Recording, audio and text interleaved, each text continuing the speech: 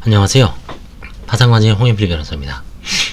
이번에는 파산재단의 환가, 강론 첫 번째 시간으로 부동산의 환가에 대해서 알아보겠습니다. 먼저 개요.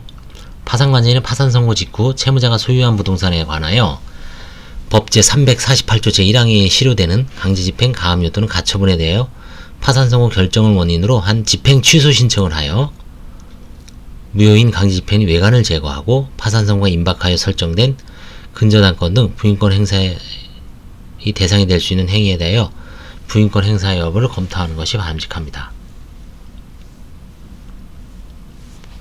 각주 26분 보겠습니다. 여기. 다만 별채권에 선행하는 압류, 가압류의 경우 추후 민사집행법상 경매 절차에서 파산재단이 별채권과 동순위로 배당받을 수 있으므로 집행 취소 신청을 하지는 않습니다. 이 경우 파산관제인은 배당기일 전에 압류, 가압류 금액에 관하여 교부 청구, 배당 요구를 해야 됩니다. 이때는 이제 경매지휘 승계를 합니다. 그러면 이제 관제인한테 줍니다. 그리고 별채권이 목적인 부동산이 있는 경우에는 피담보 채권의 존부 및 범위를 확인하고서 법 349조 제1항에 의하여 효력을 잃지 아니하는 파산 선고 전에 체납 처분이 된 부동산이 있는 경우는 그 체납 처분의 존부 및 범위를 확인하여 별채권이 목적이거나 체납 처분이 된 부동산에 관하여 별채권 내지 체납 처분이 원인인 조세 채권 등에 우선하는 채무자의 근로자의 최종 3개월 임금, 최종 3년간의 퇴직금, 재해보상금 채권, 근로복지공단이 체당금을 지급한 후 근로자를 대의하여 행사하는 최종 3개월분 임금 등의 채권, 국민건강보험료, 국민연금보험료, 고용보험료, 산재보험료 청구 등의 존부 및 범위도 확인해야 합니다. 재단채권이죠, 이게. 또한 파산관제인은 경매 절차에서의 예상 매각 금액을 산정하고 민사집행법상의 경매 절차에 의할 경우와 임의 매각을 할 경우 그 매각대금에서 별채권자, 과세관청 등에게 변제할 수 있거나 그 채권자에게 배당될 수 있는 금액, 파산재단에 편입할 수 있는 금액 등을 파악하여 유불리에 따라 환가 방법을 정해야 됩니다.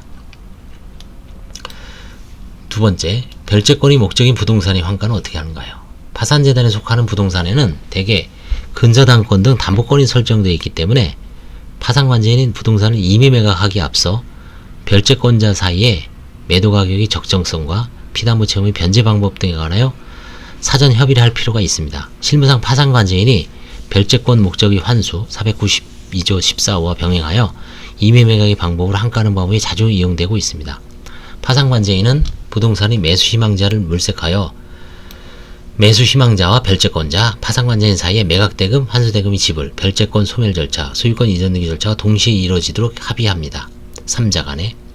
환수 시에 별채권자에게 지불하는 환수대금은 반드시 피담보 채권액과 같은 금액이 돼야 하는 것은 아니고 담보권 실행이 신속하게 이루어지는 반면 비용은 들지 않는 점, 민사집행법에 의한 절차를 가정하여 기대할 수 있는 배가당액 등을 고려하여 파산관제인 환수 전에 환수금액에 관한 적절히 교섭할 필요가 있습니다.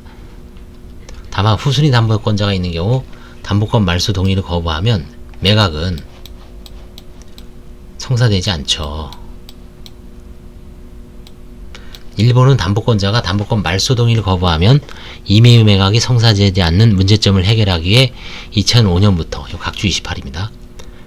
시행된 파산법에 일본 신파산법이죠.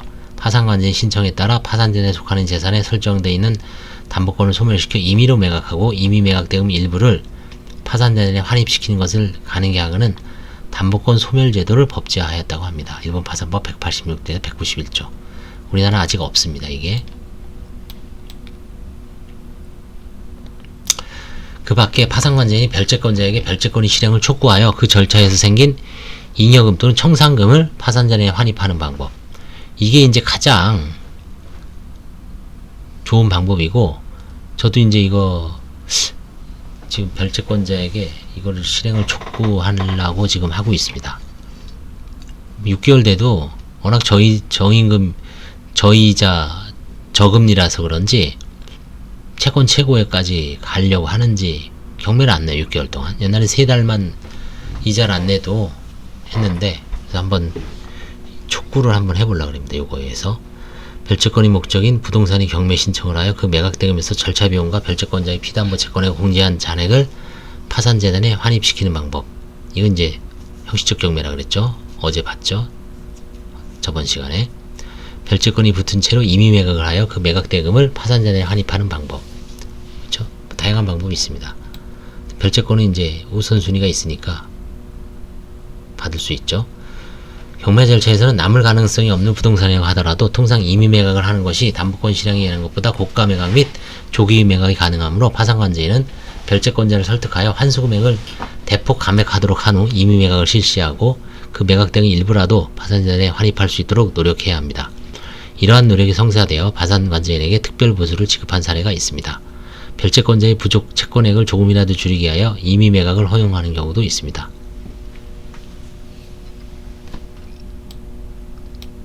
남을 가망이 없고 별채권자 협상도 되지 않기 때문에 파산재단의 증식이 전혀 기대되지 않는 경우에는 재산세, 관리비 등의 부담을 면하고 관제 업무를 종결시키기 위하여 당해 부동산을 파산재단에서 포기할 것을 고려해야 하는 수도 있습니다. 별채권자가 법률에 정한 방법에 의지 아니하고 별채권의 목적을 처분하는 권리를 가진 경우에는 파산관제인은 법 497조에 따라 별채권의 목적인 재산을 한가할 수 없고 별채권자의 권리 행사를 존중하고 기다려야 됩니다. 이에 관제인은 법원에 별채권자가 처분권을 행사해야 하는 기간을 정해줄 것을 신청할 수 있고 별채권자가 법원이 정한 기간 안에 처분을 하지 않은 때는 처분권을 상실합니다. 이게 498조 제1항이죠. 이거 신청해야 되겠네요. 저도 6개월 동안 지금 기재례 45가 있네요. 이거 한번 써먹어 봐야 되겠네요. 이번에 파산관제의 한가권과 별채권자의 한가권을 합리적으로 조정하고 별채권자의 권리 혜택로 파산 절차가 장기간 지연되는 것을 방지하기 위한 규정입니다. 498조가 별채권자가 법률에 정한 방법에 의하지 아니하고 별채권의 목적을 처분할 권리를 가진 예로는 가등기 담보에 관한 법률에 적용을 받지 않는 양도담보 약정이 있는 경우 채권자에게 담보물이 처분 권한을 부여하고 이를 처분하여 변제에 충당하기는 약정이 있는 경우를 들 수 있습니다. 이거 한번 메모해 놓겠습니다. 저도 498조 또 까먹을 수 있으니까요. 이거 498조 제1항 제2항 498조 1항 2항 기재례 45 아주 유용하겠는데요. 지금 두 채나 있는데 한번 써보면 되겠어요.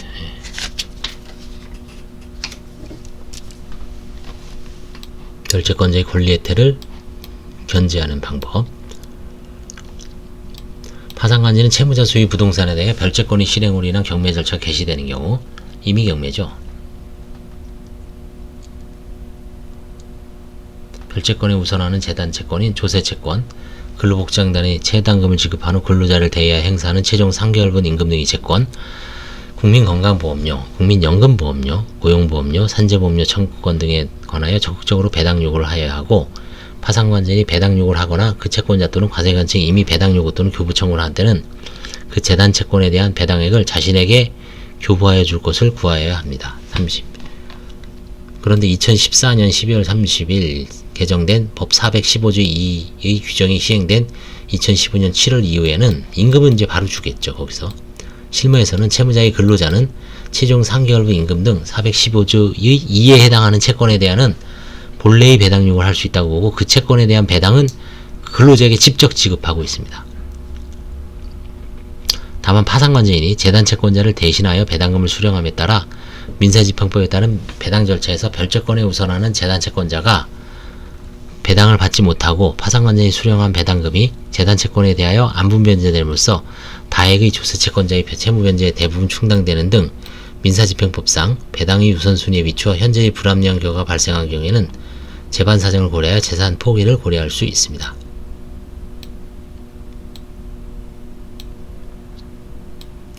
그 다음에 체납 처분이 된 부동산의 환가는 어떻게 할까요? 파산 선고 전에 파산재단에 속하는 재산에 대하여 국세징수법 또는 지방세징수법에 의해 징수할 수 있는 청구권 내 기한 체납 처분한 때는 파산 선고는 그 처분의 속행을 방해하지 않습니다. 그러니까 체납 처분을 계속 할 수 있다는 거죠. 그러나 파산관제인은 파산재단에 속한 부동산에 관하여 파산 선고 전 체납 처분이 된 경우라도 먼저 임의 매각을 시도할 필요는 있습니다. 이 경우 체납세액이 소액이면 이를 재단 채권으로 변제하여 납부한 후 압류를 해제하고 임의 매각을 함이 바람직합니다.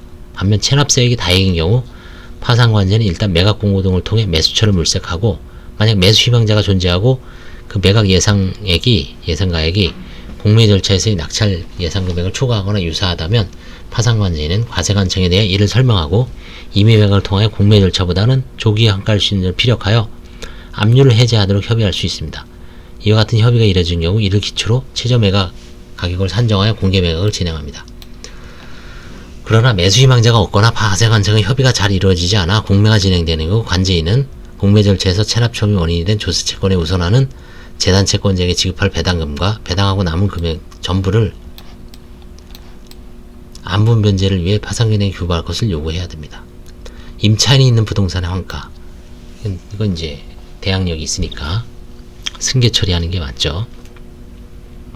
임대인이 파산 선고를 받은 경우 임차인이 주택임대차보호법 3조 대항요건 플러스 상가건물 3조의 대항요건을 갖춘 때에는 법 335조의 규정을 적용하지 아니하므로 이 경우 파산관제인은 335조의 임대차액을 해제할 수가 없습니다.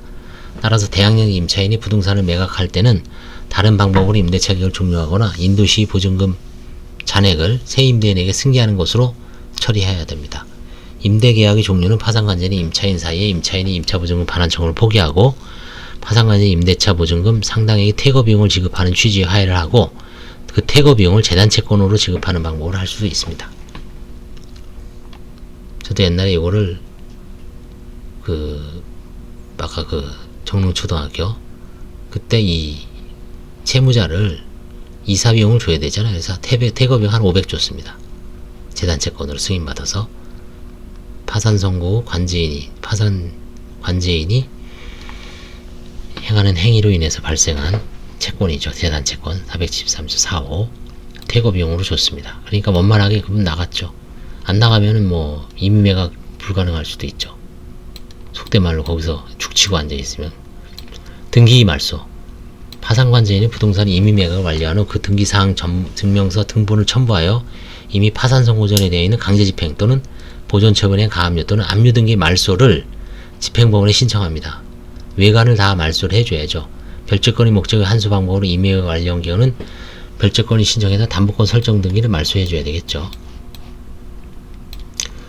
부동산에 대한 담보권 설정 행위를 부인하여 그 부인이 등기가 된 것만으로는 담보권 설정 등기가 말소되지 않으므로 임의매각을 하는 경우에는 담보권 설정 등기가 남아있는 채로 매각할 수밖에 없습니다. 매수인으로서는 담보권 설정 등기가 남아있는 채로 매수하려 하지 않을 것이므로 이 경우 법원이 담보권 설정 등기를 직권으로 말소 촉탁할 수 있는가 하는 문제가 있었습니다. 법은 이를 입법적으로 해결하여 이러한 경우 법원은 이해강의 신청에 의하여 부인된 행위를 원인으로 하는 등기, 부인된 등기 및 위 각 등기 뒤에 되어 있는 등기로서 파산채권자에게 대항할 수 없는 것의 말소를 촉탁하도록 규정하고 있습니다. 26조 사항. 한편 경매 절차에 의한 경우에는 집행법원이 담보권 설정을 직권으로 말소 촉탁하게 되죠. 다음에 부동산의 환가에 따른 조세 문제. 이게 참 크죠. 파산 선고에 의한 토지 및 건물에 부속된 시설물과 구축물을 포함합니다. 처분이 발생하는 토지 등 양도소득에 대하여는 법인세가 부과되지는 않습니다. 개인도 양도소득세가 부과되지는 않습니다. 다만 미등기 토지 및 건물에 대한 토지 등 양도소득에 대하여는 그러하지 아니하다. 한편 건물을 양도하는 것은 원칙적으로 부가가치세법상 부가가치세 과세 대상인 재화의 공급에 해당하므로 토지 공급은 부가세 면세 대상인데 건물은 부가가치세법상 부가가치세의 과세 대상인 거래인 재화의 공급에 해당하므로 사업자가 건물을 양도하여 재화를 공급하는 경우에는 부가가치세를 재화를 공급받는 자로부터 징수해야 됩니다. 만약 1000만원을 팔면 1100을 내야 되죠. 종래 판례와 경매 실무는 경매 절차에서 부동산이 매각된 경우 그 소유자에게 부가가치세 납세 의무를 긍정하였습니다. 그래서 나중에 이 그러나 2006년 2월 9일 개정된 부가가치세법 시행령에서는 14조 3항으로 제1항 4호의 규정에도 불구하고 국세징수법 61조의 규정에 따른 공매, 동법 62조의 규정에 따른 수익에 따라 매각을 포함한다 및 민사집행법의 규정에 따른 강제경매에 따라 재화를 인도 또는 양도하는 것은 재화의 공고를 보지 아니한다는 규정이 신설되었고 그 이후에는 부동산의 공매나 민사집행법에 따른 공매 시 부가가치세의 부담을 고려할 필요가 없어졌습니다. 이거 부가가치세는 없어졌다는 얘기죠. 토지 및 건물에도 개정이 돼서. 예, 이상 부동산 한가를 마치겠습니다. 부동산 한가는 뭐 아주 중요한데,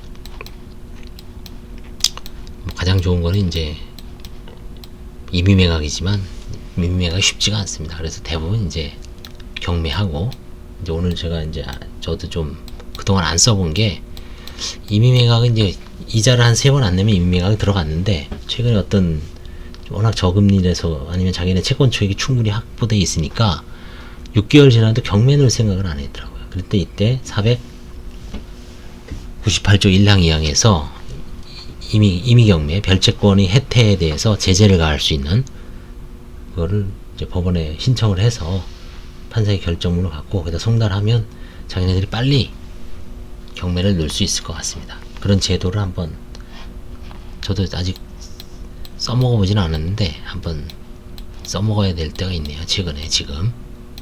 그래서 체납 처분이 된 부동산의 한가, 임차인이 있는 부동산의 한가, 뭐 그다음에 이제 별채권 목적인 부동산의 한가, 다양한 케이스가 있기 때문에 부동산의 한가는 실제 많이 이루어지고 있습니다. 감사합니다.